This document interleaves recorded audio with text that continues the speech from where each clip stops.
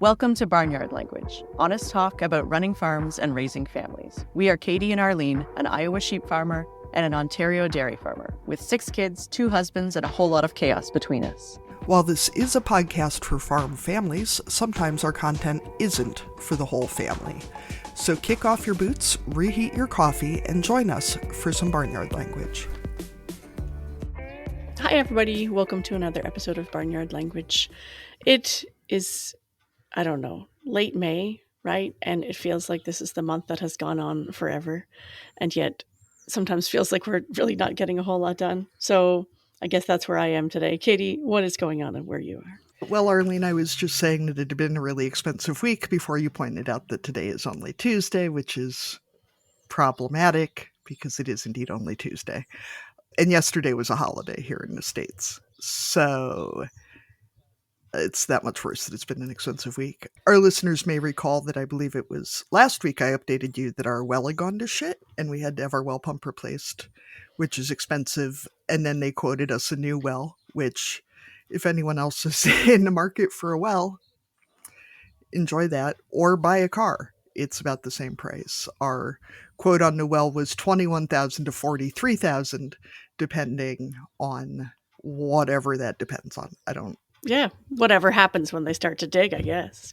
Yeah, I mean, that's the problem with digging a deep damn hole and hoping that there's something at the bottom of it, is that they can't tell you how far they're going to have to dig before they find what they need.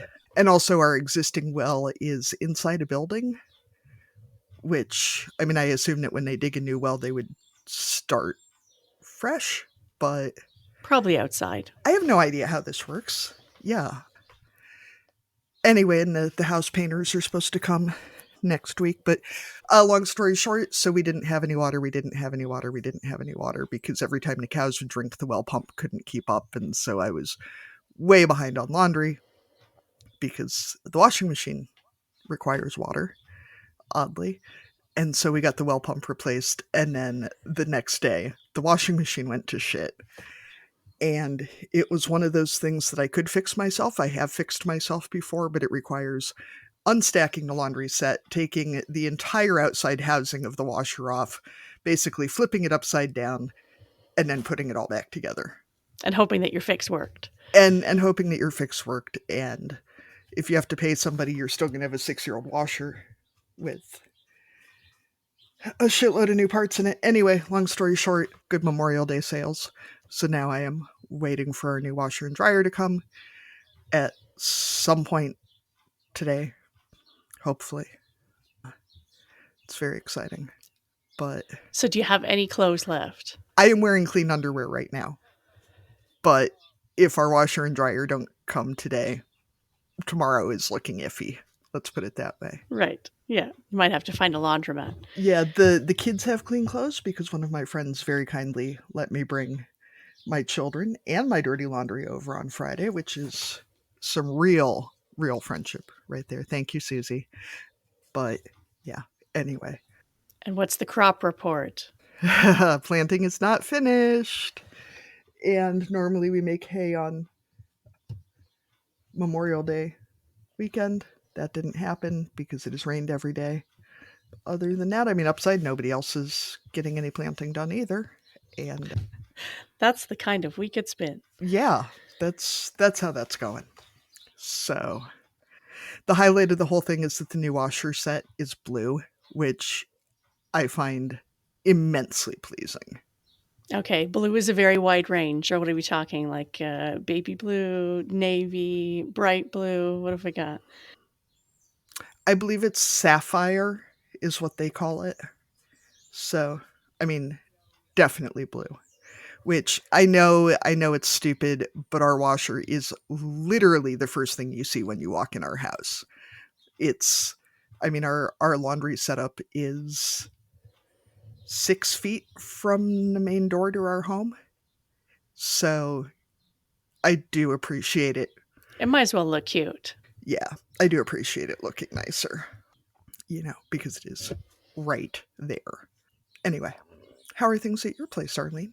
Well, I think I was able to update last week that we did get our planting done in a sort of semi-miracle. And we had a few days without rain, so some hay did get done. We got quite a bit of hay cut and baled and wrapped. All of that round was into wrapped bales into baleage, so it's under plastic and we're happy to have that put away. I was looking at the calendar to try and remember what the last week had been because it felt like kind of a blur. We hosted a couple of 4-H meetings. My husband and I are both leading different 4-H clubs, and so this week we hosted both a judging meeting and a dairy meeting at our place. So that was a few extra things. Between Katie and I, we did 3 interviews last week, which is more than usual. So that felt like kind of a lot in terms of prep and the actual time to fit those in. So yeah, it was a little bit hectic.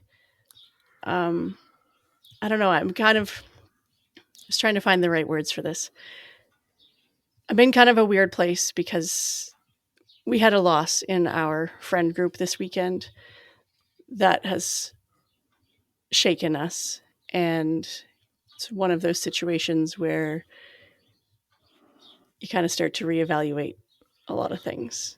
And so I guess, yeah, I can't say too much more than that, but it was a hard weekend. And, you know, I guess when you start to think about how short life can be, and yeah, that's where I am. So I don't have a lot of words today, I guess. Arlene, I know I expressed this to you too, but it's a whole feeling when it starts being people in your generation and your age group, and it's not like a once a decade freak thing that something happens to somebody, and it's always horrible, and life is very short and very fragile and very, very precious. And it's terrifying to look too deeply at that for more than a few seconds. It is a real, like, staring into the abyss sort of a thing to think about. But it is a very fragile time. Yeah, and when kids are involved, it just feels that much harder too. Especially when it's unexpected. Let's put it that way. Yes. You know. Yeah, for sure. So anyway, our guests for this week, we're really excited to talk to them, and it's going to be a much lighter episode than this intro has been, I guess. But yeah, I didn't know how to just talk about the weather. So anyway, there it is. Anyway, I hope you guys enjoy our guests for this week. We were really excited to talk to them. Yeah. Today, we are excited to be talking to Shannon Torgerson and Kayla Sarvis of Alberta, who are also known as the OhSheepShit ladies if you are on Instagram or TikTok. So Shannon and Kayla, we always start each of our interviews with the exact same question. So we always ask our guests, what are you growing? So for farmers, that covers crops and livestock, but also careers and kids and businesses and all kinds of other stuff. So Shannon, I'm going to start with you. What are you growing? I guess, yeah, we're growing lambs, we're growing sheep, we're growing kids. I mean, hopefully a career in agriculture. My husband and I also put up hay, and we have cattle as well. Very cool. And how many kids and what ages do you have in your house? I have 2 kids. I have a 3-year-old, almost 4, and I have a 5-year-old. Very exciting. So pretty busy still at that age. Kayla, how about you? What are you growing? Yeah. I am growing sheep as well. We also have chickens, just like laying hens. And I have children. And that's about it because that's all. Oh, yeah. I guess I do have about 50 chicks in my garage right now, too. Yeah, hopefully they're growing as well. And what ages of kids are we talking about in your family, Kayla? So I have, my youngest is 4, my middle is 5, and my oldest is 10. Arlene, before we move on, I need to know breeds of everything. I mean, your children are presumably human, but yeah, I guess that's a species. Yeah, we have Arcot, Suffolk sheep. We kind of have, mostly crosses of the two. We have Simmental cattle, and then we have, so many breeds of chickens right now. Say. Yeah. We have meat birds, we have so many chickens right and now. then like every colored egg bird you could think of. Yeah. That's the right answer, right, Katie? Too many chickens to count. Right? Yeah, we went a little bit crazy and not an unusual sale. Now we just have a whole bunch of chicks. I think what you meant was you're preserving genetic diversity. Exactly. Yeah. Yes. And I already warned Arlene, but due to a preschool egg hatching mishap last year where I stupidly agreed to take all the chicks back without really thinking about what that might mean, I now have 6 roosters and 7 hens. So if you hear a whole lot of ruckus outside, that's what it is. Yeah. They've been pretty noisy the last few days. Yeah, the roosters are right outside Katie's window today. So how many sheep are we talking about, and whose house are they at? Because I don't think that your families all live together, as far as I know. So right? I mean, that would be a lot of fun. Maybe one day. maybe you're on a commune. I don't know. But yeah, how many sheep? How many approximately? How many cows? And where is everybody located relative to each other? Yeah, so they're all at my house. Kayla actually lives like almost in town, not quite in town, but like on an acreage outside of town. And then my husband and I have a farm outside of town. And so we have, I really don't do a lot with the cows, but I'm going to say that we probably have about like 50-ish cows right now, probably more.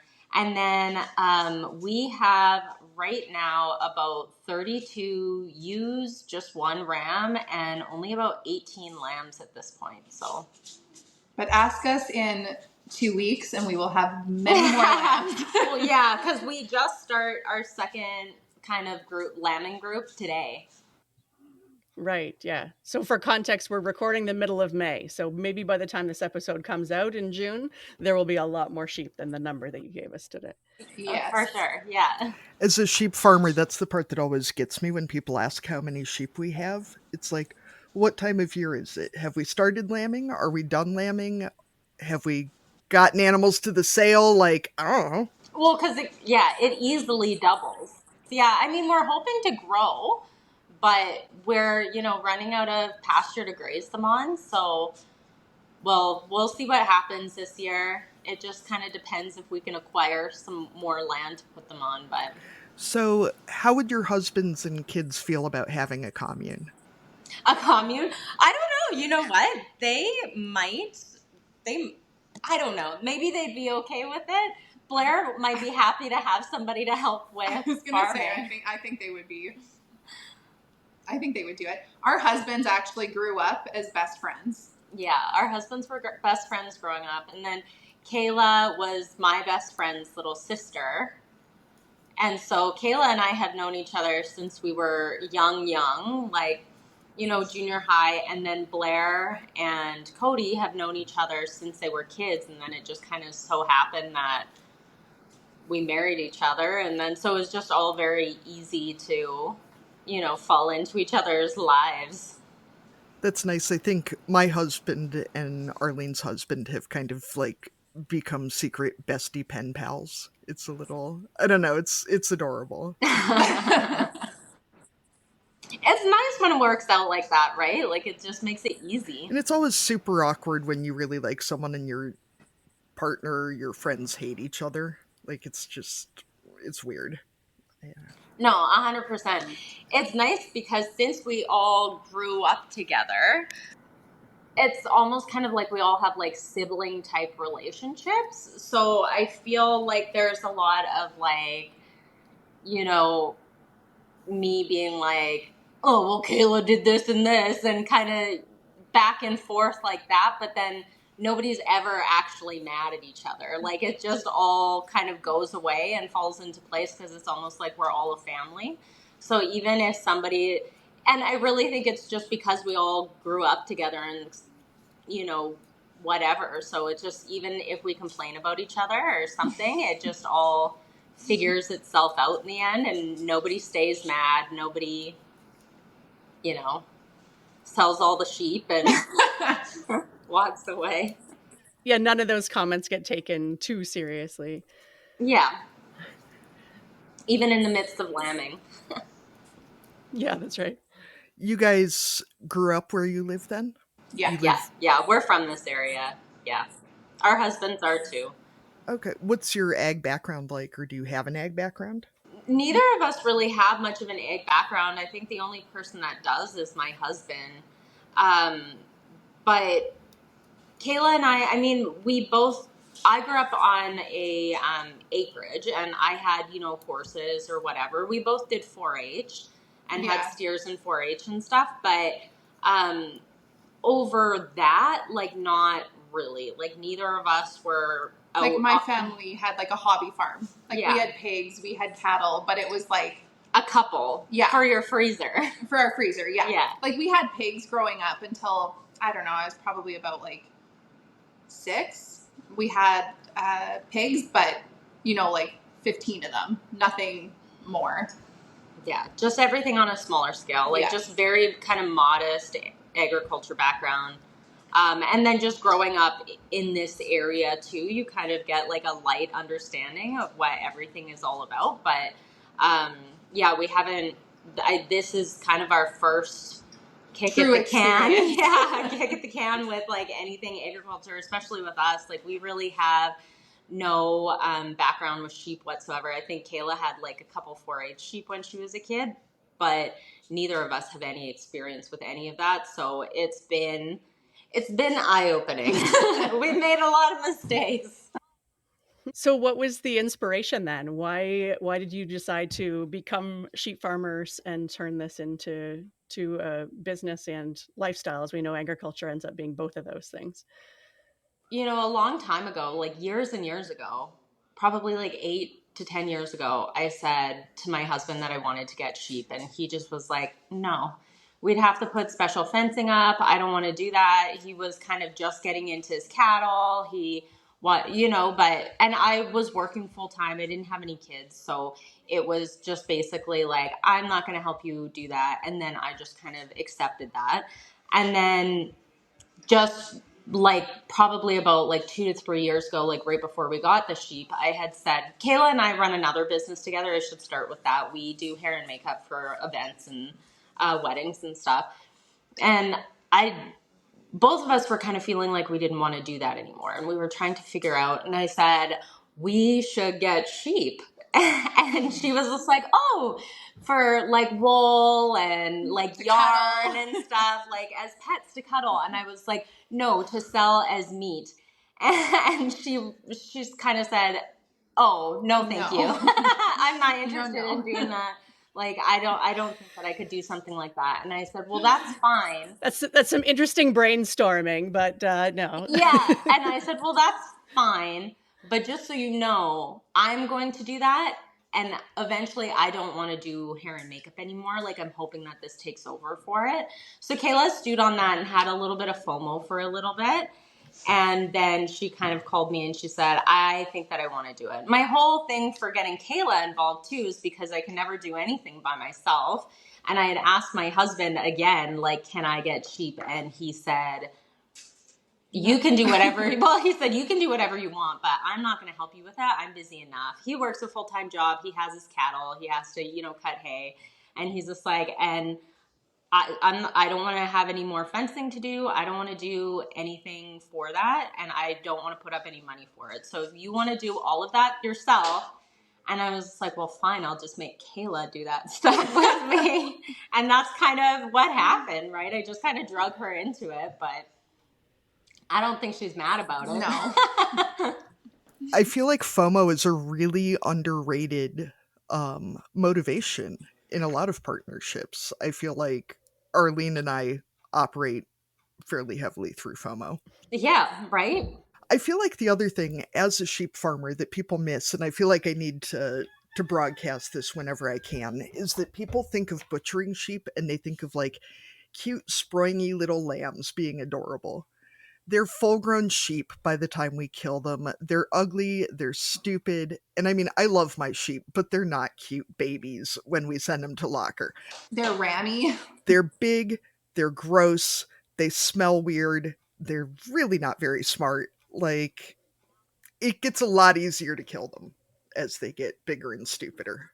Absolutely. Like they stink, right? Like even Kayla and I, our first lambing season, we had some lambs that became fairly friendly. And I remember having a phone call with Kayla and she was like, I don't care what you say. I am not selling those. It was one. There was one.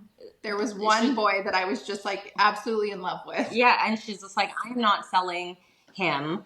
And I said, Kayla, you can't do this every year. Like, I'm just like, if you don't want to sell him, that's fine. But he's not living here. And she was just like, well, I'm going to fence my backyard and he's going to live in my backyard. And she had all of these plans. But when it came time to sell him, although he was friendly, he wasn't as cute anymore. And, he went on the trailer with everybody else. And I backed that trailer up to the dock, right? And I was like, bye. You take them to the market and away they go, right? And you just kind of have to get over it because that's where your food comes from and that's what inevitably happens. So, yeah. And she hasn't cried about it since. That's kind of the rule around here, too, is we will occasionally name females, but never males, or they all get the same name. We name our males, but well, and we like to name our females because we find that it's a lot easier to remember who's who with names as opposed to numbers. So especially our really friendly ewes, they all have names.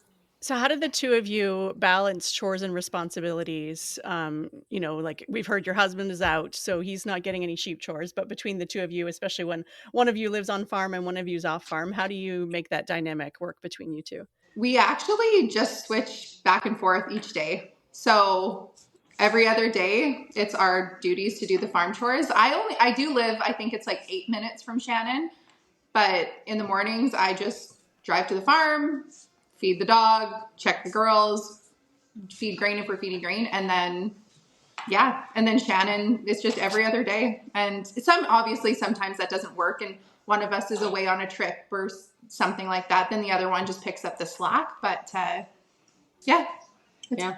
I was going to say Kayla's away on a trip because Kayla's the only one that vacations. But then I remembered I was gone for 2 weeks. She was gone for 2 weeks on a TV show. So I'm like, actually. And it was the most chaos I've ever had with the sheep in my life was that 2 weeks because everyone was getting out and I was just like sitting crying every day being like, why did I do this?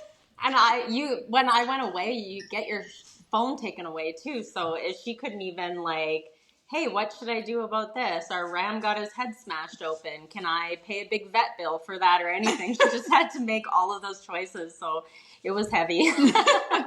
Now, as hairdressers, do you do the shearing yourself? Have you, No.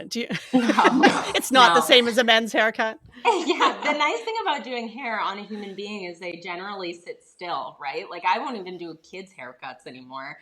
And so, because I don't feel like wrestling children, let alone, we like Sandy shaved. Yeah, like we've crutched their butts and stuff, but, it's surprisingly harder than we thought that it was going to be. If we're being truthful, we definitely thought that we were just going to be able to scoop in there and give like a rough haircut. It is so hard. But it is so hard. And the clippers that we bought, or the shears or whatever, they're from Amazon. So they're not of the highest quality, right? And oftentimes they can barely make it through. And they look like some crazy, like, I don't know. They look very intimidating. They're like the ones from like the real life version of The Grinch. Remember that scene where they like shave? Yes. That's what it reminds me of. I refer to that all the time. Some pervert on TikTok was just like, oh, are those the ones that you use to trim your pubes? And I'm like, these would legitimately take off my entire vagina if I tried to use these on my pubes. Like, they are not going anywhere near my body. Yeah, like we're not. No. Like, I barely want it near my finger, let alone anything more important to me, right? Even a lamb's special bits, you want to stay far away from those too if you're not confident, right? Honestly, well, I think about that, like when we're even like around like an udder or a ram's nutsack or something, I'm just like, these would take off your whole nutsack. Look out, boys. I feel like there really ought to be more publicity around how hard shearing is, because I know at least like, Absolutely.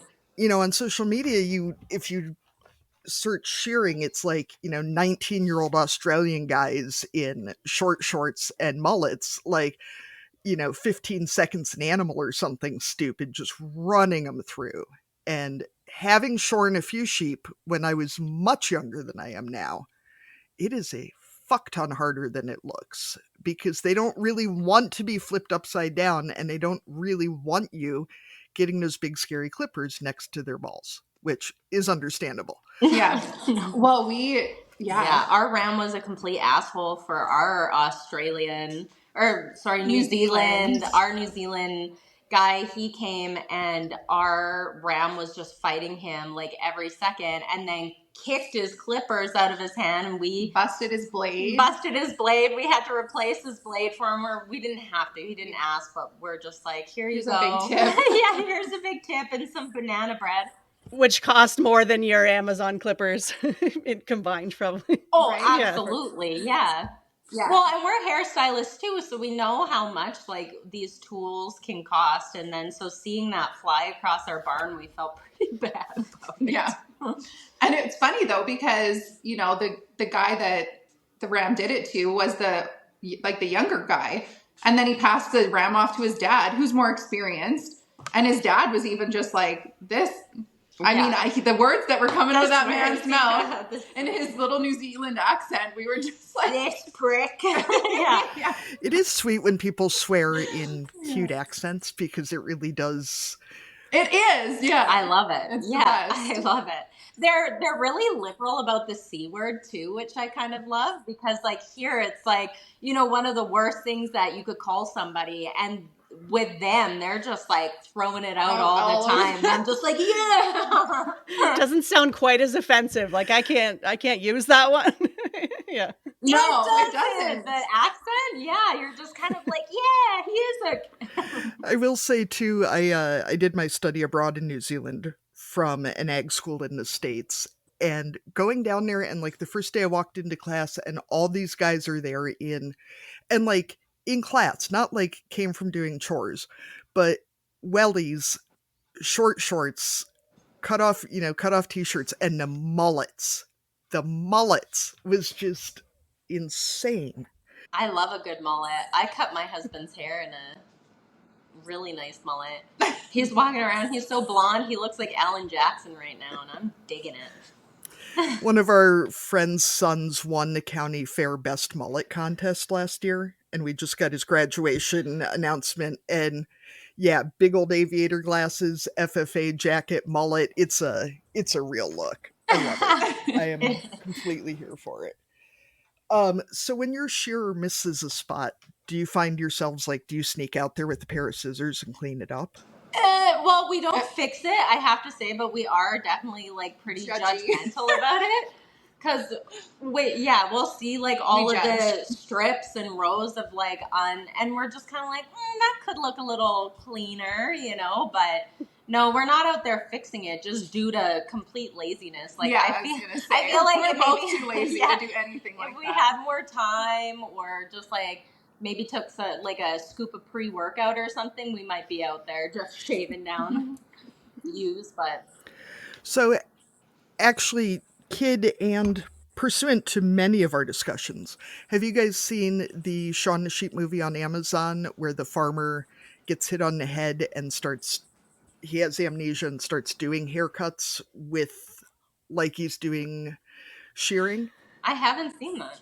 No. Oh, it's quality stuff. We'll have to watch that. Yeah, because he does flip his clients upside down in a chair and pin them and gives them all the same haircut. So you guys are pretty active on social media, and I was wondering if you have any insight into what it is about women farming and actually having fun that makes men so angry. Because it seems like you get a lot of mean tweets and commentary from... You know what? We do. I will say we do get a lot of mean tweets and commentary. I will say, and I am a girl's girl through and through. I love women. I love having female relationships. Like, I don't have any man friends. However, I will say we probably get more support from a male audience. I mean, lots of it is like asking us for, you know, butthole pictures in our DMs or something, right? Like, we do get a lot of weird stuff. But I will say that, like, our male support is, we have an 86% male following. Like, we have and I think that that's why a lot of the comments are from men, is just because our content is probably pushed more towards men. I do think, though, I think men that have an issue with women being successful, though.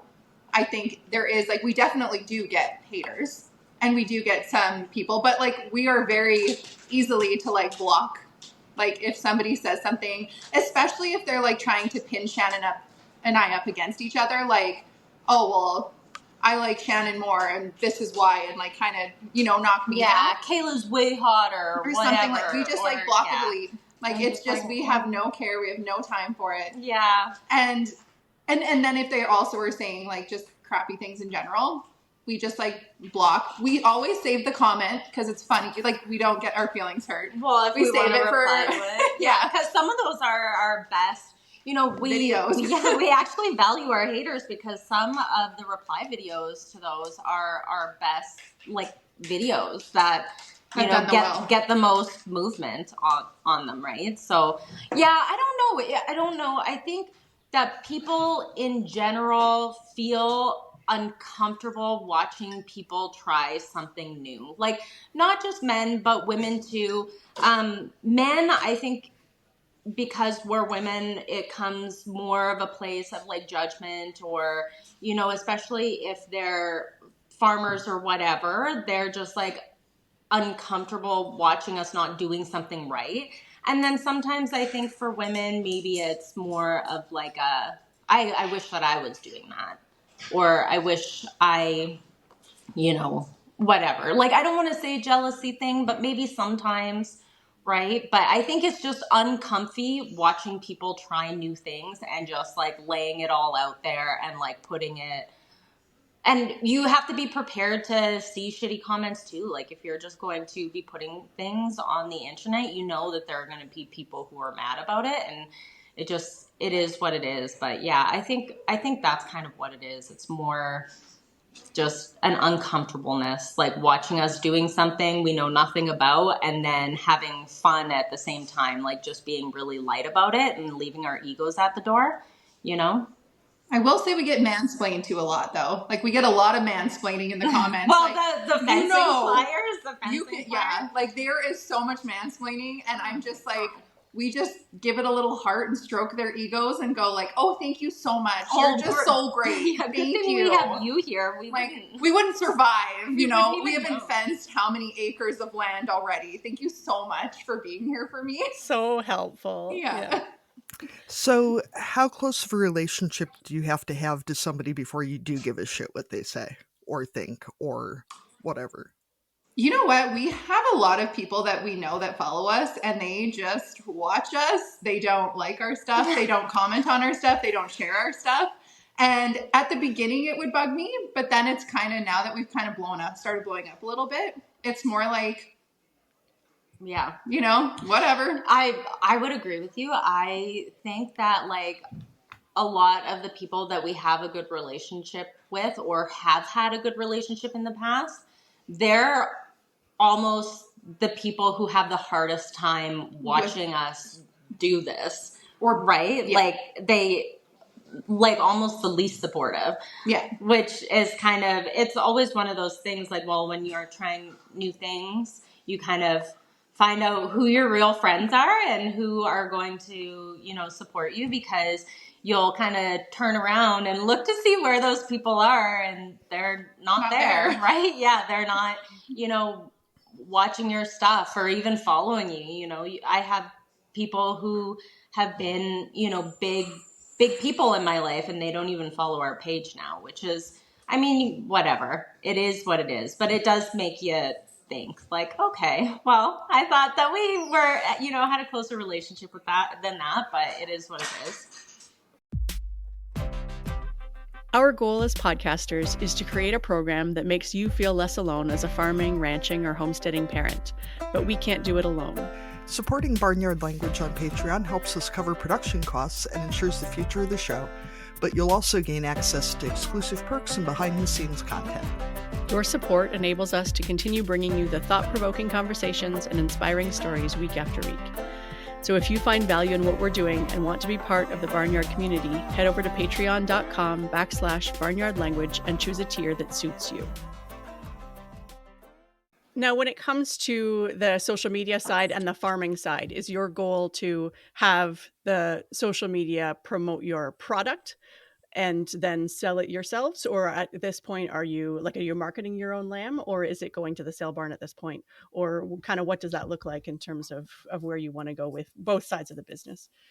Yeah, we're not 100% sure yet, if I'm being honest. There's sometimes when I feel like, well, when we have a lot more going on, because realistically right now, we don't have a lot of lambs that we're selling. And so to just kind of have them go to auction whatever day we decide, as opposed to like meeting this person and having them come over, like it's like selling things on Marketplace is such an absolute pain in the ass. Like I hate the idea of having a bunch of people coming and like collecting from us. But our whole initial thing when we started our Instagram page, because it started with Instagram, and we just thought, I wonder if other women would like to see us do this from scratch and just watch and see and know that if they wanted to, they could too. Like we always say it's so ironic that we have an 86% male following, because we started it for women. Like we wanted to show them, like, if you don't have any experience, if you've never done this before, if you don't necessarily have a husband that wants to do it with you, you can find a friend and do it. You can just do it, right? Like you can do it and you can figure things out. Like, especially in this day and age, you can Google anything.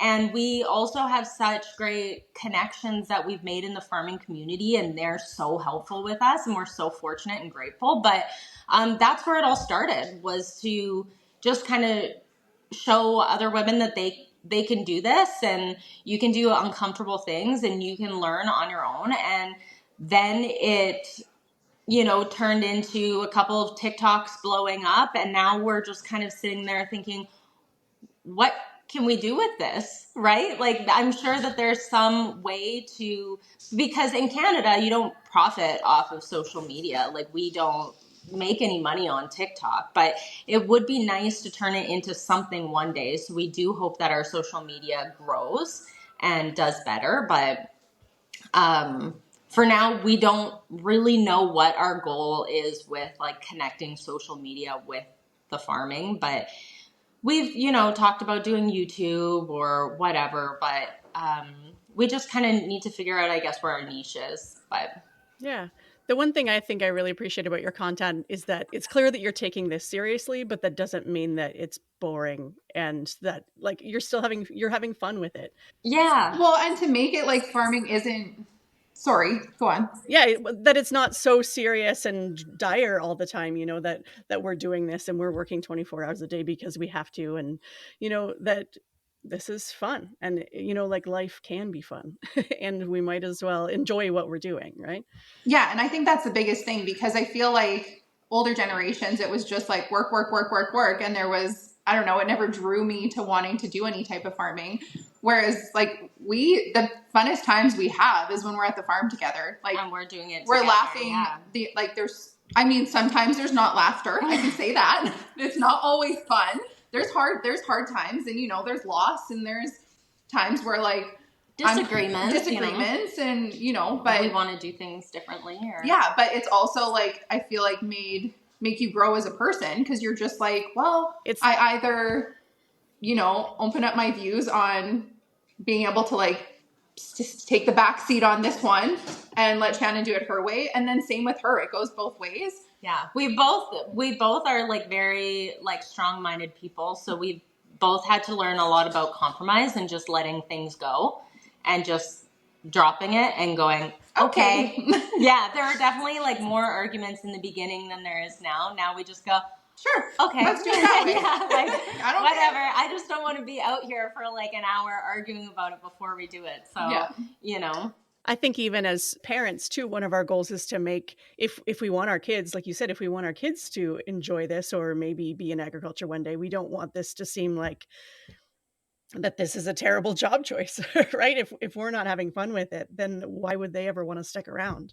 1000%. And you know, it's funny because like, so we were both hairstylists in a small town. So we did a lot of, you know, old farmers haircuts when we were there. And I remember talking to them because my husband was wanting to get into farming. And that was before he had like bought his cattle and stuff.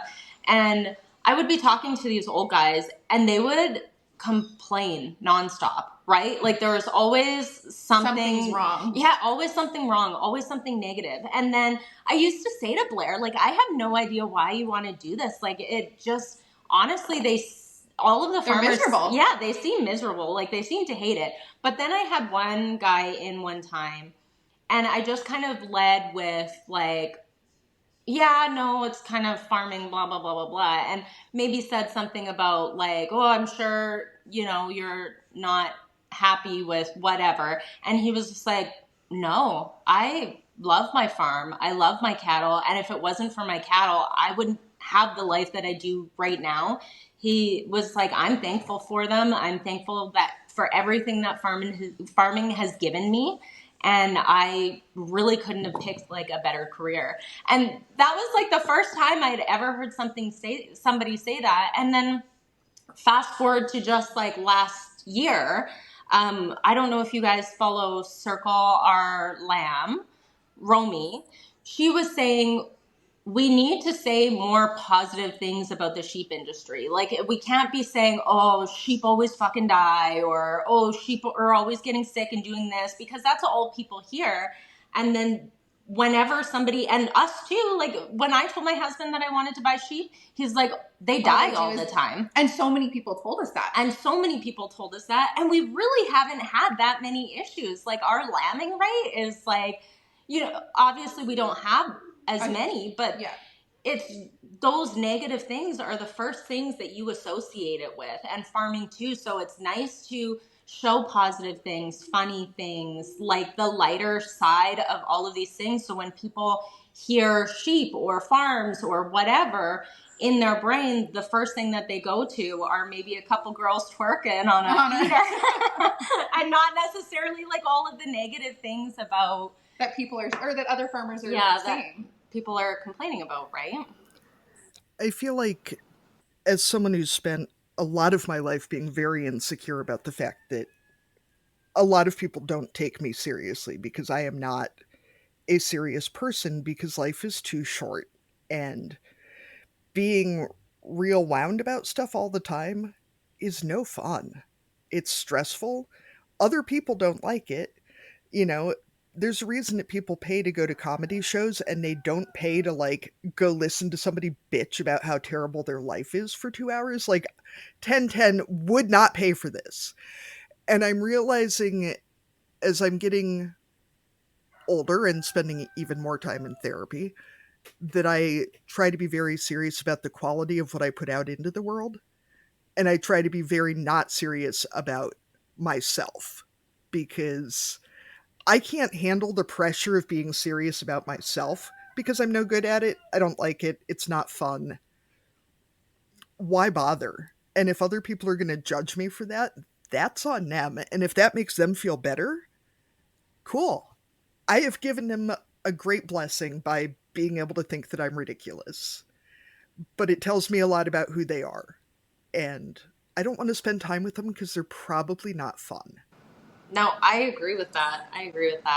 Well, even like for our social media, when we first started posting and we started to get like, do like more like outlandish videos, and some of the people that we thought would, you know, be there for us and then they weren't, I was like, that's, you know, that's strange to me. Like, this is funny. Like, if I saw if any of my friends were doing this, even if I didn't think it was funny, I'd be liking it, I'd be commenting, I'd be sharing. And it's crazy to me that they are, you know, they'll say it in my face, oh, that was funny. And I'm like, Was it though? Because I didn't like it. bitch. I didn't get a heart. Yeah, right? It's just like, or we've had people, like, I'll be talking to somebody and they're like, oh yeah, somebody told me about your TikTok video, and they'll say the person's name, and I'm like, and you just know that but it wasn't a positive thing. like, I can tell by the tone they had, it wasn't a positive thing, and I'm just like, well, that's nice. And I just, like, you know, and it's funny to me that, like, we're just making lighthearted content that's funny to, like, you know, bring joy to ourselves, because we do enjoy doing it, and that people can, like, be naysayers about it, and you're just like, but why? Yeah. Like, why? Yeah. Well, because, like I said before, it makes people uncomfortable to watch Other people have joy. Well, to do new things and do things in a different way, right? And not be so serious all the time. Yeah. I feel like, as someone who is pretty ridiculous, like, I legitimately went to clown camp as a kid. Like, I am committed to ridiculosity. I don't know. Don't judge me, Arlene. Do you still have an outfit, Katie? No, I never. No, I'm just curious. No, I never did. Curious. Like, do you have an outfit? Do you get an outfit at clown camp? Oh, it doesn't come in, like, the care package or anything. Yeah, when you're with your registration, you get your red nose and your big shoes. The real ironic part is that I did a lot of mime, which anyone who knows me will find that hilarious for as much as I talk. I just totally lost my train of thought. It's gone now. Sorry, just distracted by the big shoes. Yeah, I was distracted by the... No, it's really gone. All right, so I have a... Oh, no, Arlene, I remembered it. Okay, go ahead. Is that I will get a little judgy of people's videos if they, tell me that they know everything, no matter how much experience they have. If they say that their way is the only way to do something, they can fuck right off into the sun. I guarantee it is not the only way to do it. And also that if you seem happy and healthy and your animals are happy and healthy and you're not doing anything really incredibly dangerous and stupid, have at it. And I mean, like, stupid in a somebody's gonna get killed kind of way, not stupid in a twerking in Carhartts kind of way. Sure. Yeah. Because I am here for the ridiculous. Because that's good stuff. So, but here's the difference too, Kate. Like, if you come across a video and you see something that you don't necessarily agree with, what do you do with that? You probably just keep scrolling. You probably go, I wouldn't do that. And then you switch to the next video, right? You're not, most likely, I mean, I don't know you super well, but you're probably not being an asshole in the comments, right? Or... Depends on how much misinformation there is. I will call people out about, like... But misinformation. Yeah, misinformation is different than... Fair enough, yeah. Yeah, as a melanoma survivor, I did call somebody out recently who said that sunscreen causes cancer. I actually was talking about that the other day too. Yeah. No. But other than that, go for it. Yeah, if you're seeing somebody with, let's say, a nose ring that you don't like, you're not shitting on their nose ring, right? I'm horrified by your nose rings. Yeah, I'm...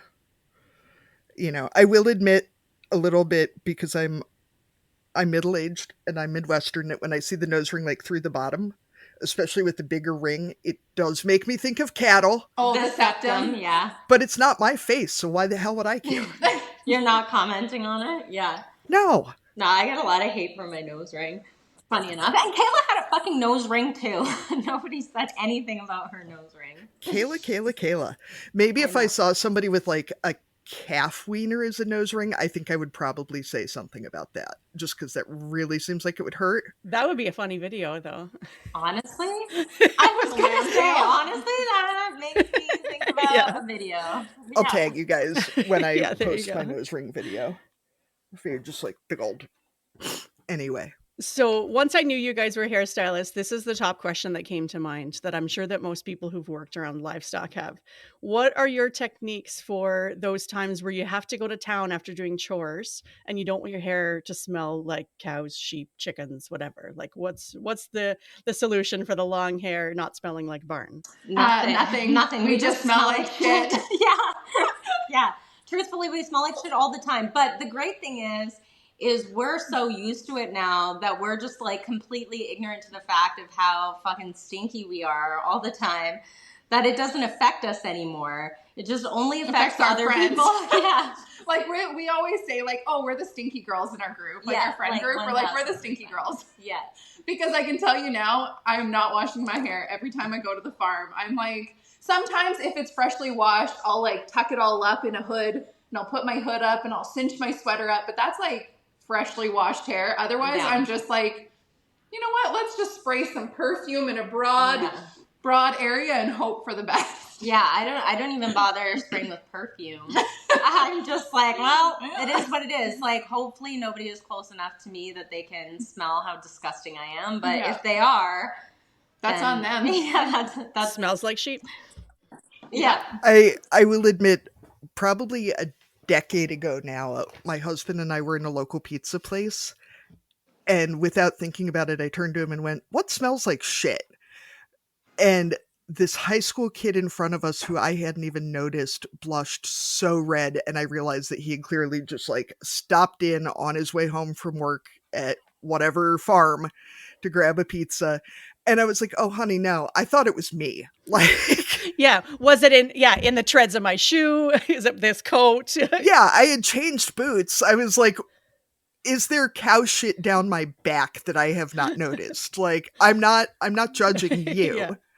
So, other hair question, as someone, since we have you here, whose hair has changed tremendously since I had kids and then really started going gray. The texture's totally different, blah, blah, blah.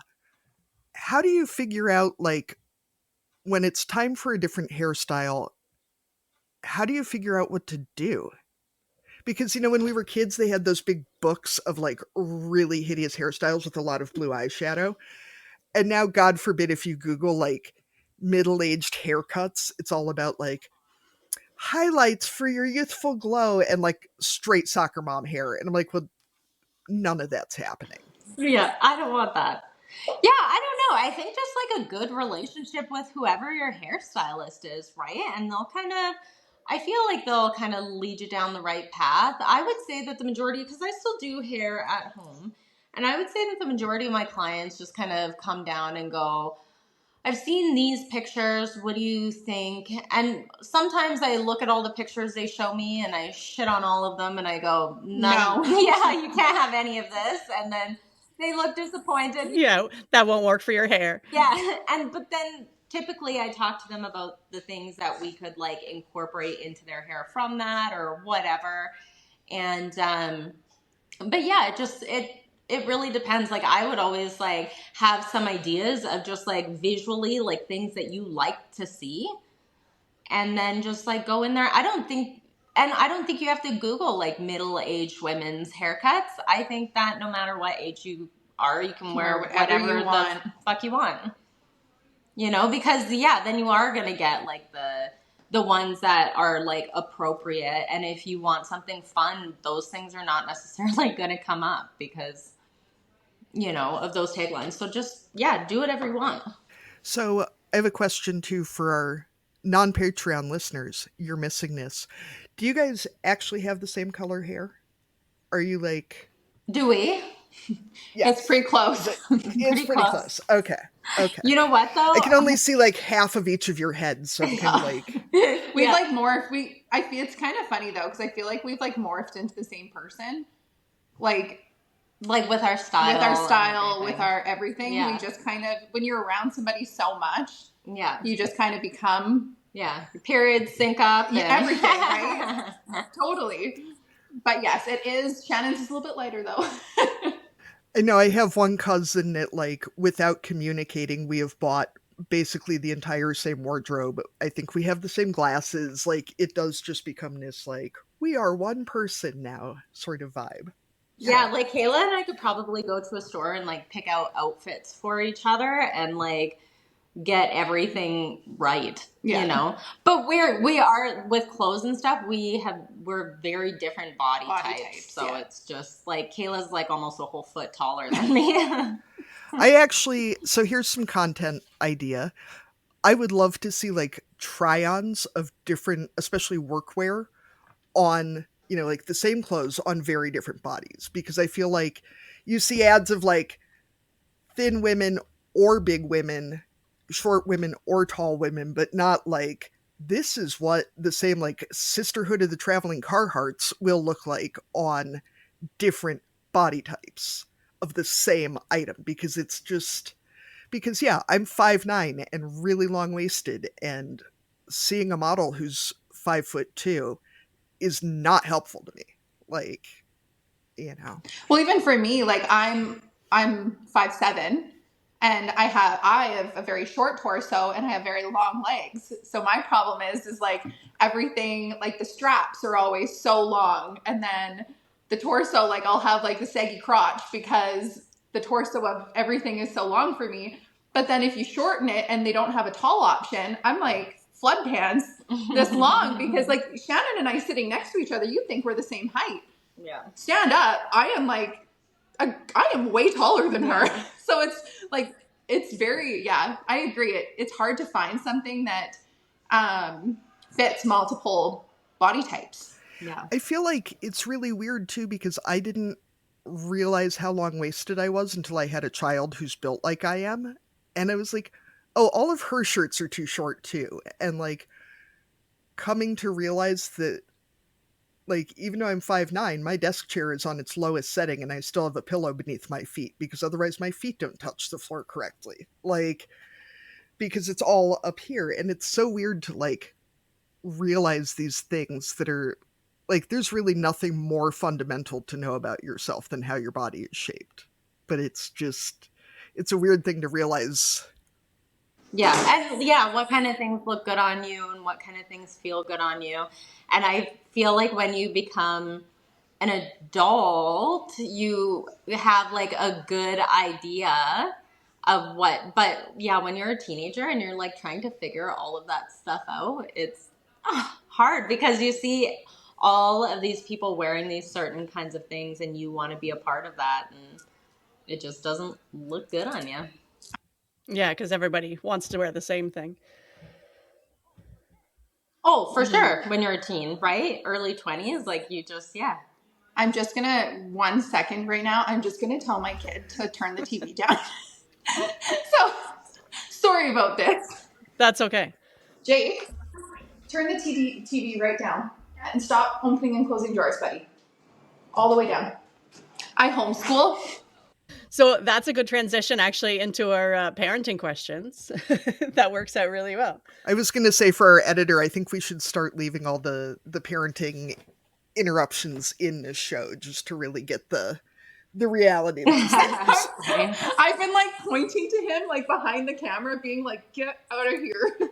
Yeah, leave in the rooster sounds and the kid sounds for sure. Yeah. Oh, well, we have 5 kittens in our house right now, and they're like meowing in the background, and I'm just like, oh, well, they're doing amazing because I haven't really heard them at all. So yeah.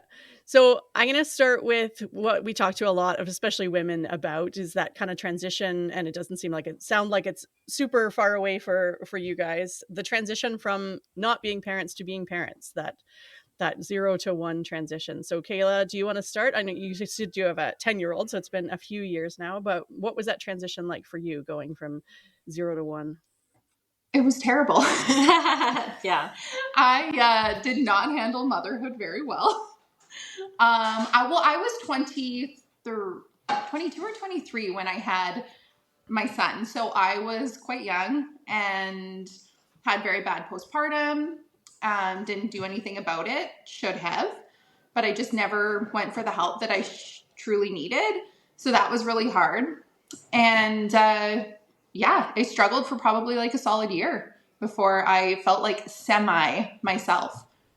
So yeah. Yeah, Kayla has like a big age gap between her first and second babies because she had such like a rough time. A lot of people hear Kayla's ages of her kids and think that she has a different baby daddy for her first baby. But she didn't. She just went so insane she couldn't think. do it again. Yeah, you needed to recover. Well, yeah. And honestly, the only reason I was like powering to have a second was because I knew she was going to start trying soon. And I was like, how fun would it be to be moms together? Meanwhile, I was like still slightly Looney Tunes after 5 years. And I knew she was going to start trying. So I was like, well, looks like I'm having a second. We'll go through it together. As someone who dealt with bad postpartum, like, yeah, it's hard to admit that you did a good job just by getting this far. But the fact that we brush it off, even serious postpartum, is such a like, well, it's just baby blues, and you're like, no, but I can't leave my house, and people are just like, well, it's just you'll be fine, you know. If it took 5 fucking years for you to feel okay enough to even consider having a second child, that's not okay. That is not. We would never put up with this with any other medical condition. To be like, well, it took 5 years for your broken leg to heal, but that's fine. You know, it's just broken leg blues. I'm sure you'll be fine. Like, Yeah. no, it is crazy. Like, and you don't think when you're in it, you're just like, it's life. Like, this is what it is to have a new baby. Like, you know, I remember, and this is like, not to go to the dark side, but I remember putting him in his crib and like having to walk down to the end of the driveway and just sitting and like bawling my little eyes out because I was so overwhelmed and like was just like, what did I do? What was I thinking? Why did I choose to do this to myself? And in the moment, it wasn't like, 10 years ago, it wasn't really talked about, postpartum depression. And I didn't have any friends that really had kids. So I was kind of on my own. Compared to now, anytime I have a friend that has a baby, I'm like, how are you feeling? Because this is how I felt. Like, I remember like feeling like my world was going to end, and remember crying every day and just being so overwhelmed with the life choice that I made. And it's better now that it is talked about, but it even still isn't talked about enough. Well, because I think even though it exists, because I did the same thing. Like, I was not well after I had my first baby, and I had already watched her go through that. So, and I remember thinking, like, before I even had kids, like, well, like, people get postpartum. Like, if I had postpartum, I would just go on medication. Like, I would just, like, I would just deal with it. It would be fine. It doesn't need to be a big deal. But then when I'm going through it, I'm just like, you don't want to admit that you have it. You don't want to acknowledge that you're not doing well, because you're just like, I thought that mentally I was stronger than this. And here I am, like, shitting the bed too, kind of. And you're just like, no, but like, I could feel, that I wasn't well, and I would cry all the time and just be like, why did I do this? Why did I have a baby? I hate that I made this choice. And then I would go to the doctor's office, and my doctor would be like, how are you doing, Shannon? I'd be like, great. Like, I'm doing so good, like, and I'm not telling my doctor that, I want to lob my baby across the room or anything. Like, I'm just kind of trying to tough it out and waiting for it to pass. But so it is funny, because when you're not in it, you have all of the information of what it might be like, but you just don't think that you are going to be the person that has to deal with it. And when you are, you're almost too prideful to accept that or admit that, right? And as an outsider, like, when she was going through it, my sister and I were like, she has postpartum, but you can't say that to somebody. You can't, like, you can only sit them down so much and be like, what can we do? How can we help you? And if they're saying no, you can't fully force yourself onto somebody, because you went through it. And if somebody looked at me and said, well, you're postpartum and you need to go on medication, I would have been like, don't come back. Yeah. Hey, Shannon, it kind of seems like you're going to drive your car into a wall. Is that true? Like, you can't, you can only push somebody so far before they're just like, they cut you out. Yeah. So I think that the best thing to do almost is, everybody who has a baby, I'm always just like, I tell them how much I struggled. So maybe they'll feel comfortable telling me if they feel that way. Because I do think that it just, like, feels better. Because when I was going through postpartum, Kayla was having her second baby, and we had another friend that had a baby too, and we all three of us had babies at the same time, and they were just having the best time with their little babies and like talking about how great they feel and how wonderful it is. And I was just like, well, I'm sure as shit not telling you guys that I don't like my baby.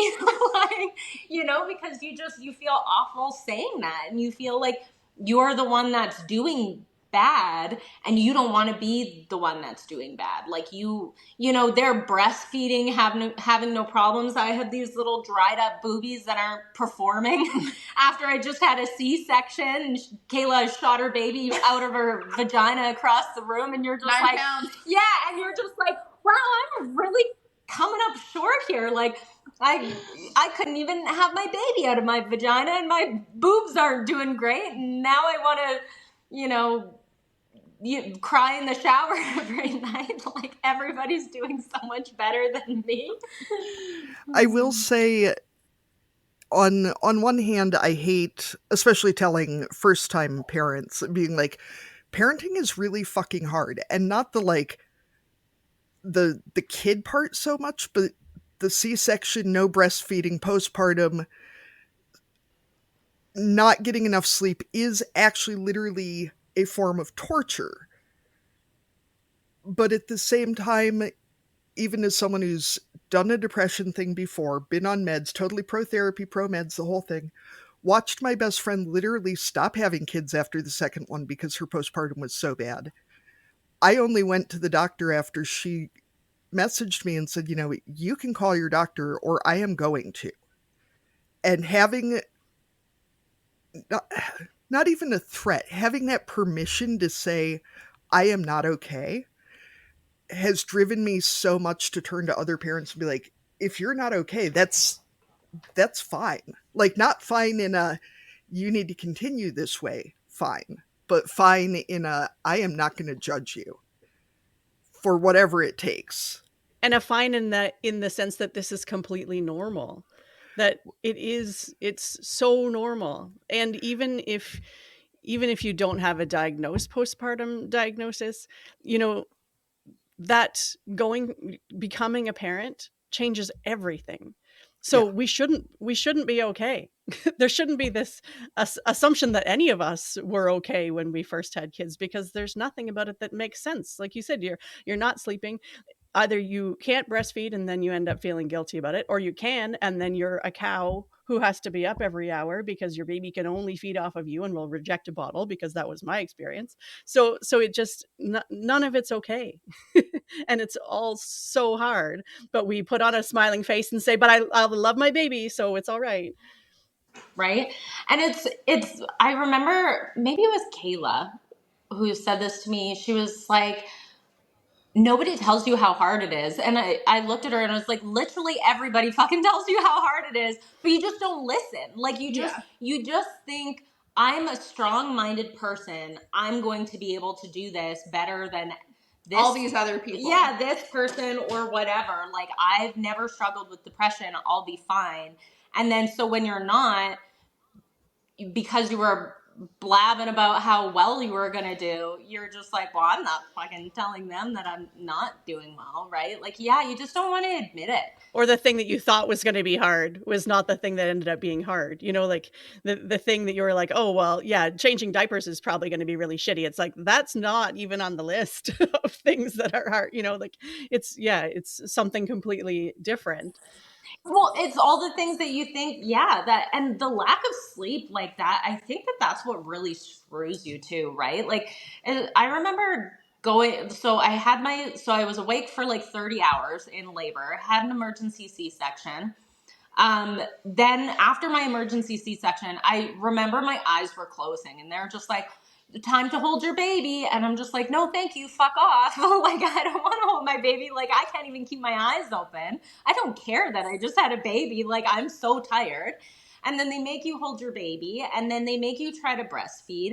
And I think that I had probably been awake for like 45 hours and had not slept yet. And then I wasn't producing like any colostrum, really, any milk. So my baby was screaming and like not going to sleep. And I was so exhausted.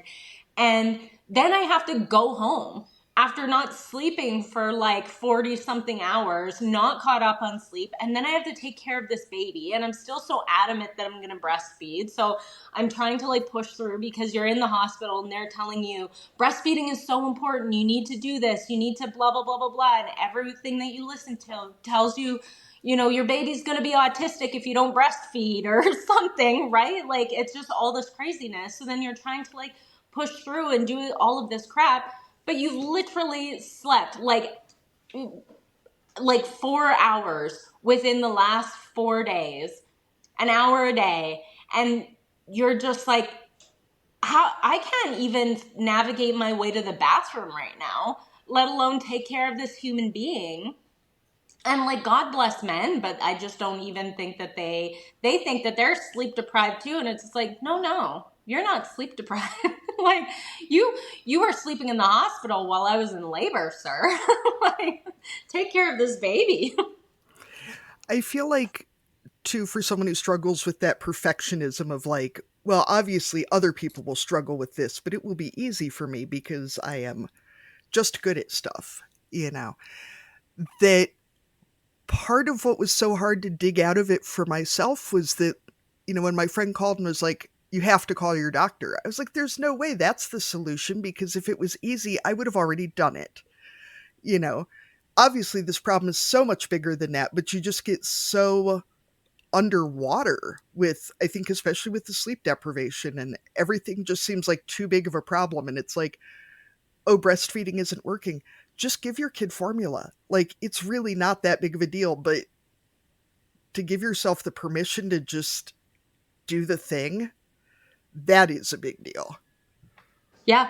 Well, and that was another like really interesting thing when I had babies, is because like I was one of the last one of my friends to have babies. You know, I started having babies at like 31 or something, right? So, you know, I had watched all of my friends have their first kids, and I remember my one friend struggling with breastfeeding, and her sister, you know, like my best friend since high school, was struggling with breastfeeding. And I remember thinking, just give a formula. Like, why are you? And I remember thinking, that would not be me. Like, I would just be shoveling a bottle in this baby's mouth. Like, I would not be doing that.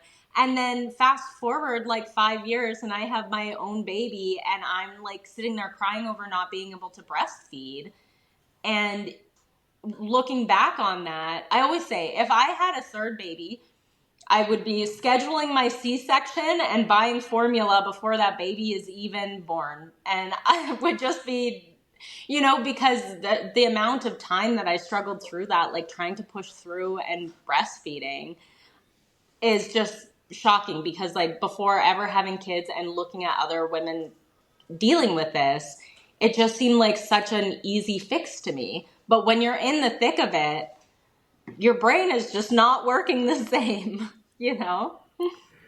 As someone who did, I think, have a very similar experience with the whole like, I will breastfeed and have a natural childbirth and blah, blah, blah. And literally none of that happened with the first kid. Yeah. My kids are 16 months. Yeah, my kids are 16 months apart. There was never a question about VBAC because our small rural hospital doesn't do it. So we literally scheduled a C-section, stocked up on formula, and it was fucking amazing. Because there was no like, well, I'm a terrible mom if I do X, Y, and Z. And I mean, yes, you get told that your kid's going to be weird as hell if you have a C-section and or formula feed and or vaccinate and or whatever else. My kids be weird as hell anyway. I really don't think it's the formula. Like, there's no way my kids were going to be normal anyway. So, what are your favorite things about raising kids around animals and on the farm now that you guys are farmers? My personal favorite is I have recently started homeschooling. So the fact that my son, when, you know, this year we were lambing and he would have been in school, he got to be at the farm and watch the lambs come out. And it was nice just learning things that he would have never got the opportunity to, truly, if I wouldn't have decided to do this with Shannon, because we do live on an acreage. So yes, we've like hatched baby chicks and that sort of thing. But like the livestock. End of it, and two, just like responsibility. Like, you know what? Yeah, we're lambing this. Like, we're starting to lamb again. So there's not going to be us going to the movies or doing fun things for 2 weeks. It's no, you have to come to the farm. You have to help mom. You know, we've got to vaccinate. We don't have a handling system. So you have like, there's responsibilities, and we're responsible for like a living thing. Yeah. And they come before all the fun stuff. Yeah. I love seeing like how excited they are. It's bittersweet. I love seeing how excited they are to help out and to do things, but it's also a giant pain in the ass for me too. Well, it's irritating because you're just like, no. You're just like, there's definitely times where my kids will be like, I want to help. And I'll be like, no, I don't want you to help. And then I just have to be like, Shannon, where do you have to go? You don't have anywhere to go. Just let them help. Take the extra 10 minutes. Yeah, and then you'll see their little faces and how like proud of themselves they are with their work ethic, and you're just like, yeah, I was a good mom today. And then it'll literally be like the next day, and they'll be like, I want to help, and you'll be like, no, go see dad. Like, get the hell out of here. Like, yes, trying to stay patient enough to have them help when they're little is hard, and then now I'm in the teenage like, ugh. Yes, I'll do it, but do I have to stage? So yeah, you have to. It's hard to appreciate their enthusiasm when they're not helpful. Arlene, you're supposed to lie and tell us about how much easier it is when they get bigger. I feel like that's like the parenting law. There are definitely parts of it that are easier, but I'm not going to lie and say it's all easier. But I mean, I am lucky my 18-year-old came home from university and wants to work with us this summer, and she is helpful. So she's currently picking rocks. So yeah, that. I meant to mention, Arlene, your highlights look great. So since you sent me pictures, I think too, I'm excited for you guys about how much your kids are learning about attitude and problem solving and teamwork, and knowing that your kids aren't going to end up at the hair salon bitching about how everybody's had it easier for the last 70 years and farming is the legitimate worst. Like, if you hate it that much, do something else. It is just a business. You can do something else. Yeah. But don't you think, I think maybe a lot of those people would probably be complaining no matter what their job was, right? But no, I definitely want my kids to have a better attitude about it. And I try to mostly only say positive things to them about it. And I will say, because my husband can be a little bit doom and gloom sometimes, like, he's, well, he'll be that farmer. Generational, though. That's generational. Like, that's passed on. He'll be the one in, the hair salon when I quit cutting his mullet, bitching about things. But I will say, I've asked both my kids, do you think you're going to want to be a farmer? And they've both said yes. And I said, what are you going to have? Are you going to be on a tractor? Are you going to have cattle? Are you going to have sheep? What are you going to do? And they both said sheep, because being out there with the sheep is a lot more fun than, being yelled at around the cows kind of thing. My husband listens to this. Sorry, Blair. Sheep are also a little bit safer for their ages too. They can, might be a little safer in a few years. Yes. And that's Blair's biggest thing is like, safety. If he's going out and like tagging a calf or something, it's a little bit more dangerous being out around the mama cow than it is being. All of our sheep are so lovely. Like, seriously, there's one ewe that we call Mean Mummy, and all she's ever done is stomp her foot at us. But that's it. Nothing else. We've been very fortunate. Even our ram is lovely. Like, he completely split his head open fighting with another ram, and we were able to be his doctor, and just with like little handfuls of grain, he let us glue his head back together and everything. Like, he's just so lovely. So we've been really fortunate with the temperament of our sheep. But I do have 2 cows of my own, just only 2, and I can't even get around them because they're so mean and miserable. So maybe it's the cattle thing. You've got 2 cows more than billions of other people have. So you're doing fucking awesome. These ones are my own cows, so they're like the little Dexters. I love Dexter so much. I love short, fat beef cattle. I do. I'm sorry, Arlene. I'm sorry for your giant Holsteins. Hey, that's fine. I don't have to Yeah. own them. That's why we have so many people. That's right. Everyone can raise their own stuff. So, what are your biggest parenting struggles these days? And they don't have to be completely related to the farm, just the regular everyday stuff that you're struggling with your kids. Well, I have a mean little redheaded child.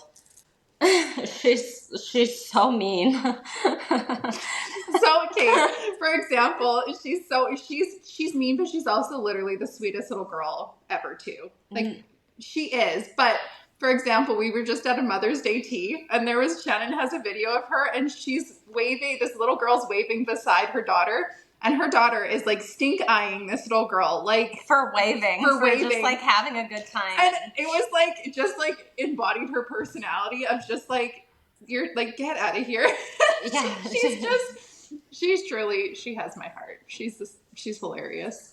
Yeah, she's kind of a mean one. So she would be my parenting struggle. Whereas like my son is just, he's so sweet, so like soft hearted, but I will say if I were given a boy and a girl child, and God was to say, you can have these two kids and here are these two personalities, which personality are you going to assign to which child? That's the way that I would choose it. Like I think that the world needs some sassy, soft-hearted men and some sassy girls, mean little redheaded girls. She'll run the world one day, but for right now, she just kind of runs my shit, and it can be a little tough.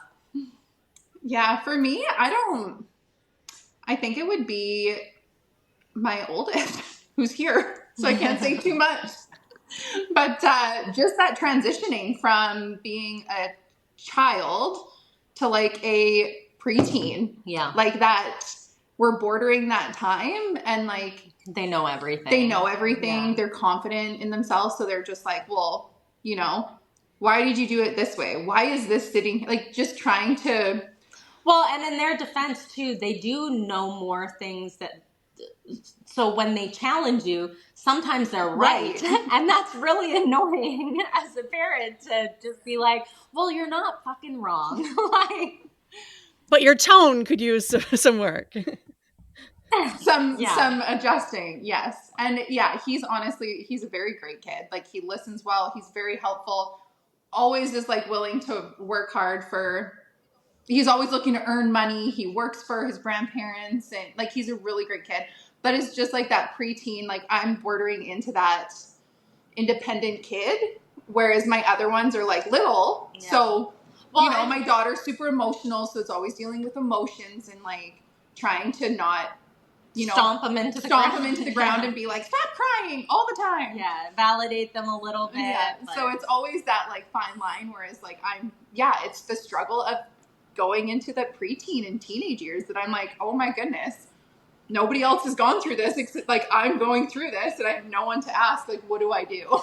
Yeah. I find at that stage too, it's hard to like both let them have that confidence and not take it from them. Like you said, sometimes they are right, but also try and work on that. Okay. Yeah. I hear what you're saying. That's great. But could we work? Yeah. Like I said, work on the tone, or, like, could we be a little bit more humble? Yeah. Yeah. Have some empathy. And especially when you're watching them I'm going to guess, interact with their younger siblings with all of that confidence and authority. Cause I have one of those who verges on mean, and it's hard to watch your kids be mean to their siblings, or that's how it comes across, right? Yeah, and he's a slobber. I am like unorganized chaos, whereas like my husband is like, he likes things a certain way and put away, and I'm like, my house could be a disaster, and I'm like, whatever. It's just like scooching things aside to walk through like I couldn't care. Whereas like he is like puts things away and wants everything to be just so. So when he actually recently came home from my mom's house and he looked at me and he said, did you guys make sure the house stayed clean? And I was like, pardon me? Like, hi, Mom. Yeah. Like, and that was like his first question to me. And I'm like, yeah, there's some stuff on the counter, but not. And he walked in and he's like, well, why didn't everyone put their stuff away? And I'm just like, you are the child, not the parent. Like, stuff like that you're just like, I'm going to drill you. Like, I hear you. Yes. We were talking about advice the other day, and I said something about that sometimes it's better to be kind than right. And you might still be right, but sometimes it's more important to prove that you can be kind than to prove that you are correct. Yeah, but that's a hard lesson for kids to figure out, though. Oh, it's a hard lesson for adults to figure out. Oh, yeah, for adults, too. Yeah. yeah. That's a hard lesson for For adults. adults. Even there are some people who never learn that, right? But that's a good way of putting it for sure. I am waiting. Many years ago, my niece is 15 now, and when she was probably 7 or 8, I remember I was driving somewhere and she goes, maybe you didn't know this, and then rattled off something, and I am waiting for my daughter to say this. I know it's coming. And it just, wow. That, it brings up your inner 13-year-old almost as much as dealing with your mother does. Like, you're not the boss of me. All right, so we ask all of our guests, if you were going to dominate a category at the county fair, what would it be? And categories can be real or made up to ensure that you win. Probably best bitch face. Nice. Would be mine. I have a pretty stellar bitch face. Or maybe like a hot dog eating contest. I'd be really good at too. Speed, quantity, both. Oh, speed, quantity. I mean, probably both. Like, I really feel like I could down a bunch of hot dogs, but yeah, you got to be fast at it too. Yeah. I don't know. I feel like when she said that, it triggered me. Everyone, and this like drives Shannon crazy. Everyone on our social media is always like, Kayla's so sweet. she's just so sweet and kind. And I feel like I can cheese it up to people so hard. Everyone, yeah, I feel like I would win that. And also eating though, ice cream, even though I'm lactose intolerant, I could crush ice cream. Like, Yeah, she just had diarrhea. I would just be like, I would probably explosive to the bathroom, but I could down probably like one of those big tubs, like, those big, huge tubs. I feel like I could crush it. No problem. Yeah. I'm a big ice cream fan. Nice. Bubblegum, to be exact. Yeah. Kayla spits out all of the bubble gum Okay, in a napkin, and then she saves them, and after she's finished eating the ice cream, she eats all of the bubble gum. Shut up. That's like a deep, dark secret. I'm like, what do you mean a deep dark secret? We're like in public and she's carrying around a napkin full of like these. They're not regular bubble gum, Kayla. They're meant to just be like consumed with the ice cream. It's not. No. I'm so embarrassed right now. Humans are so fucking weird. Like, seriously, if space aliens came to Earth and saw Kayla with her bubblegum napkin, this is why they haven't shown up. This is why they haven't made themselves known. That's what I'm saying. That's what I'm saying. You know what she also does? She has like weird eating habits, and then I really do. I hate it so much that she's gonna tell this one. Well, and so she like buys peanut M&Ms, and then she just eats all of the chocolate off the peanut M&Ms, and then throws the peanuts away because she says that the chocolate tastes different on the peanut. It does. I don't eat the peanuts. So it's absorbed the peanut flavor, but you don't eat the peanut. Yes. Yeah, she just tosses them away. But I don't eat the peanuts after. That I'm like... Yeah, she's like, ew, peanuts? Like, what? I'm like...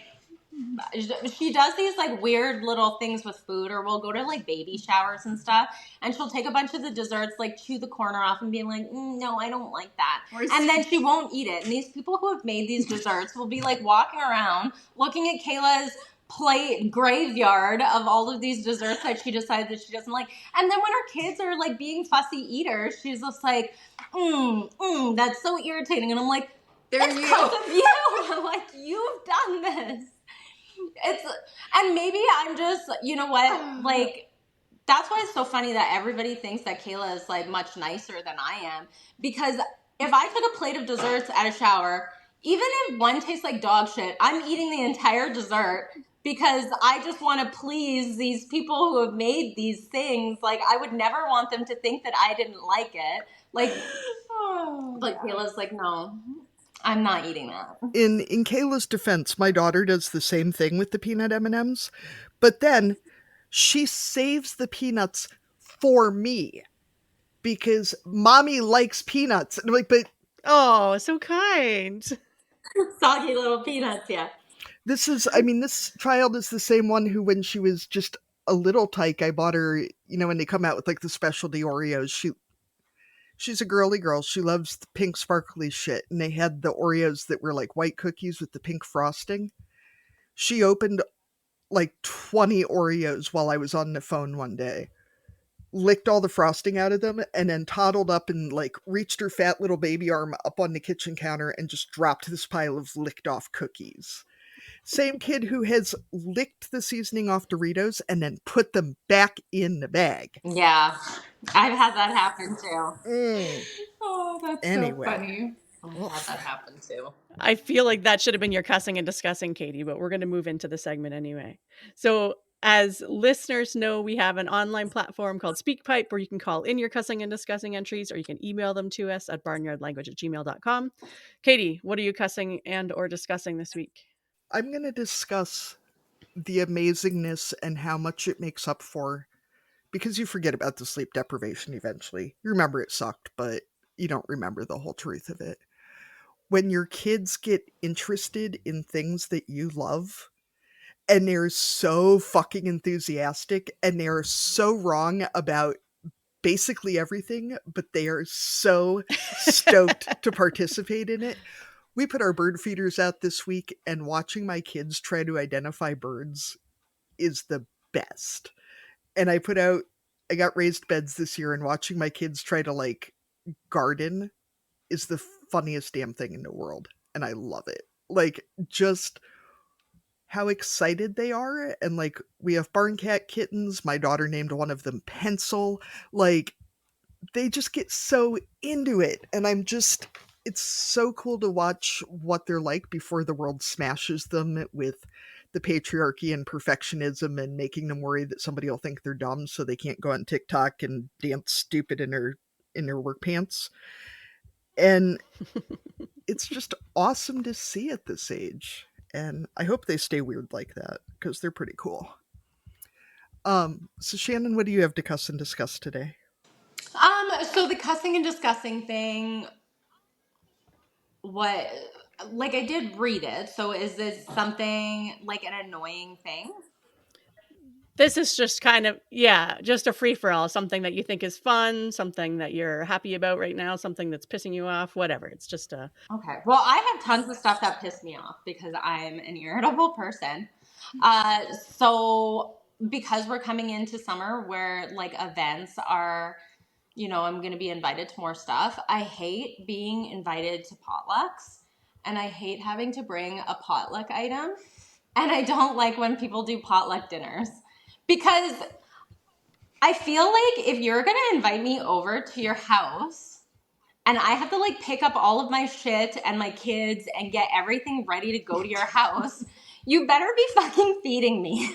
Like, why am I having to prepare something to come over to your house? And there's a time and a place for a potluck. Don't get me wrong. If you're all throwing a stagette with your girlfriends or whatever, and like it's a group event, but if you're inviting me over to your house and you ask me to bring a food item, I'm not coming. I'm not fucking coming. Or I'm bringing a bag of chips. And Kayla's not going to eat it anyway.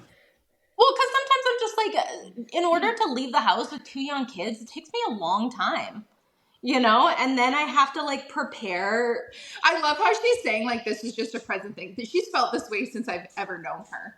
Okay, but then I was working. I worked every Saturday, and then people would invite me to a potluck on a Saturday afternoon, and I'm just like, bitch, I was just working. I don't have time to make like a charcuterie board or like veggie pizza or something. Like, I have shit to do. I'm not gonna make a meal before I come to your house. Like, get out of here. If you're inviting me over, I'm not cooking anything. Anyway, unpopular opinion. I get people mad at me about my feelings about potlucks. That's fine. I think you're just scarred because you're worried that Kayla's not going to eat it then when she gets there. Right. Well, and then truthfully, when you see people like with it on their Passing plate, or like passing not over eating, it. you're just like, bitch, yeah. I had 5 minutes to make that. Yeah, I went to the grocery store and I picked that out specifically. And then for me, it's the like going to a potluck and being like, okay, so what are my kids going to eat? So then do I bring something boring that my picky children are actually going to consume, or bring something that looks good that they're not going to eat, but maybe the adults will like, you know, then it's maybe I have to bring everything. I don't know. Then why did I leave the house? I have a second cussing and discussing, but it's real quick. My favorite baking pan is still gone because of a potluck that happened like weeks before the pandemic started, because I left my pan at this university-sponsored thing because it was still half full of brownies and people were so excited and we had to leave early because kids. And that was 4 years ago. And I still haven't replaced the pan because eventually I'm going to get it back. I have no idea who has it or where it is or anything else about it, but I refuse to buy a new one. You're holding on to the memory of that pan. If I have time, sometimes I'll go to like a thrift store and I'll buy like a cheap baking dish from the thrift store, and then I put it in that, and then I just leave the pan there and I never Collect it. collect it.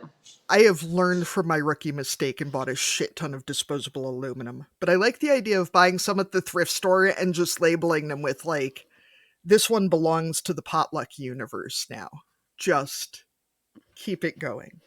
Or you could put some random person's name on it that is no one that was at the party, and then forever they'll be like, this is Susan's, but we don't even know who she is. Yeah, who's Susan? I like the idea that, you know, like people leave rubber ducks or like little trolls or things at people's houses, that you would find someone who really irritates you and put their name on all of these pans so that every time they like went to church or went anywhere, people would be like, oh, I have your pan. They get it returned. Yeah. Yeah. Present them with Yeah, a this random is pan. yours. Yeah. All right. Well, Kayla, what do you have to cuss and discuss? I think because, I don't know, I camp. We're big campers. So my big cuss would be with camping season coming that it costs more to camp in today after COVID than it did before. It's like you pay more than staying at a hotel. Yeah.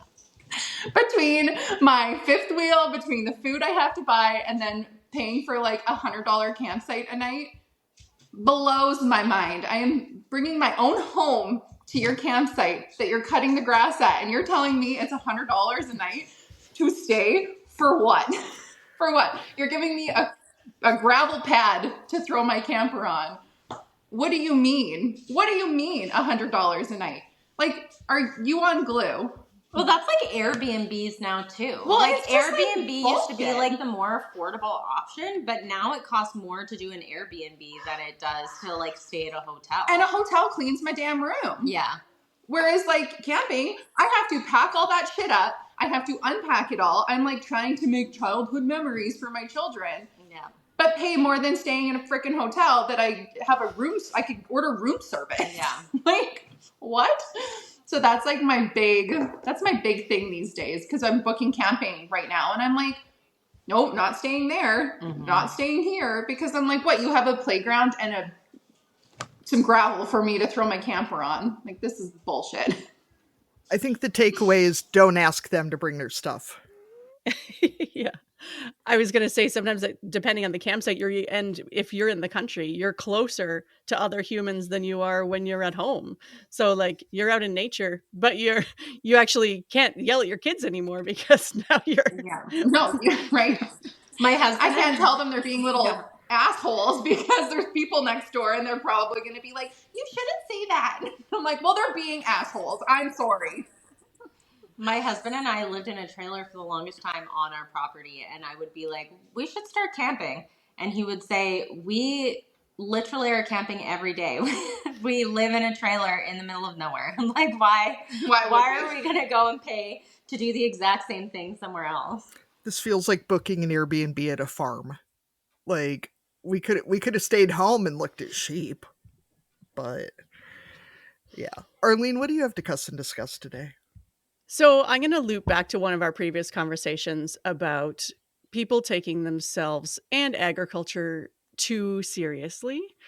Because, I mean, I think we all agree that this is a serious thing. I mean, obviously, we want people to take care of their animals. These are our businesses. Obviously, we want to make sure that we're, doing things that are good for our family and for the environment and blah, blah, blah, blah. But like we've all talked about, there's no need to be so dour and serious about every aspect of this industry so that it seems like, I think sometimes it's like farmers are trying to prove that we have it really bad. It's like, oh, well, it sucks so much. We work all the time and, like we don't get paid. And I mean, some of those things, are true. But like we've said, if you don't want to do it, you don't have to. No one is forcing you to be in this industry and to be a farmer. And if you're really that miserable, then maybe find something else to do because it doesn't benefit you. Yeah, then don't do it. This is not the job for you. Yeah, that's right. And we can have fun with our families and within agriculture and not be unloyal to what it is that we're doing. We can have fun at this and show people that agriculture, is actually filled with people who enjoy this lifestyle and are, actually smile once in a while.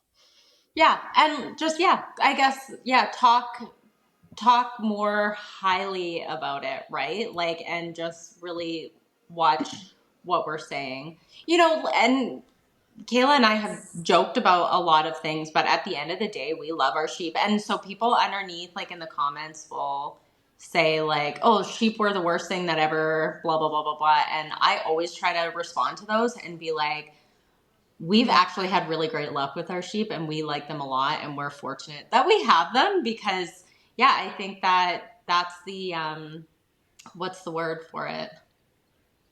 I could slip my mind, but that's what the things that people are thinking about it anyway, or just like all of the negative things that they're hearing. Well, and I think too, the age of farmers, like, so our parents that are potentially still farming, we need to, like, we as our generation need to potentially raise farmers, because otherwise it's all going to go to huge, big industry, like I don't know if it's like industrial farming or not industrial, but like big, like huge corporations are going to take over, and there's going to be no more smaller family farms.